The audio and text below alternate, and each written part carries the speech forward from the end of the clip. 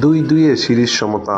আগামীকালকের ম্যাচই নির্ধারণ করবে কে হবে চ্যাম্পিয়ন, নিউজিল্যান্ড নাকি দক্ষিণ আফ্রিকা। কে হাসবে শেষ হাসি। নিউজিল্যান্ড বনাম দক্ষিণ আফ্রিকার এই পঞ্চম টি-20 ম্যাচটি শুধু একটি ম্যাচ নয়, এটি পুরো সিরিজের ভাগ্য নির্ধারণ করবে। নিউজিল্যান্ড ন্যাশনাল ক্রিকেট টিম এবং south Africa national cricket team, এই দুই দলই এখন সমান শক্তিশালী অবস্থানে রয়েছে। এই দুই দলের খেলাটি অনুষ্ঠিত হবে ক্রাইস্টচার্চের হেগলি ওভাল স্টেডিয়ামে। এই মাঠে সাধারণত পেসাররা ভালো সুবিধা পায়, বিশেষ করে শুরুতে সুইং দেখা যায়, তবে শেষ দিকে ব্যাটসম্যানরা রান তুলতে পারে সহজেই।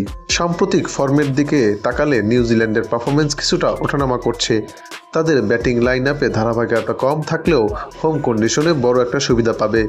অন্যদিকে দক্ষিণ আফ্রিকাও দলটি একদম কম যায় না, তাদের বোলিং আক্রমণ অন্যদের চেয়ে অত্যন্ত শক্তিশালী।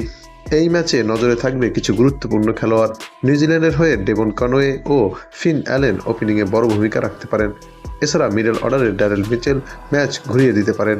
অন্যদিকে দক্ষিণ আফ্রিকার হয়ে ডি জর্জি অথবা কেশব মহারাজ অনেকটাই দলের জন্য ম্যাচ ঘোরানোর মতো সামর্থ্য রাখেন। তাদের বোলিং ইউনিট এই ম্যাচে বড় এক্স ফ্যাক্টর হয়ে দাঁড়াবে। এই দুই দলের হেড টু হেড পরিসংখ্যান প্রায় একই রকম, তবে নিউজিল্যান্ড তার ঘরের মাঠে অনেকটাই শক্তিশালী। সর্বশেষ 5 বারের দেখায় নিউজিল্যান্ড 3 বার এবং দক্ষিণ আফ্রিকা মাত্র 2 বার জিততে পেরেছে।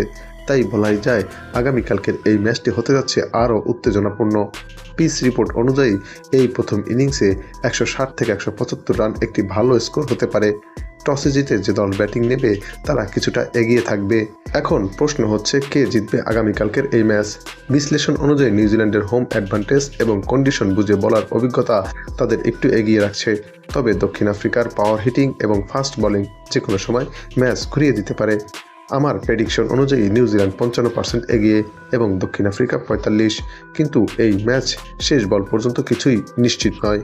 সুপ্রিয় দর্শক, এই ম্যাচটি হতে যাচ্ছে একদম টান টান উত্তেজনার। আপনার মতে কোন দল জিতবে কমেন্ট করে জানাতে ভুলবেন না।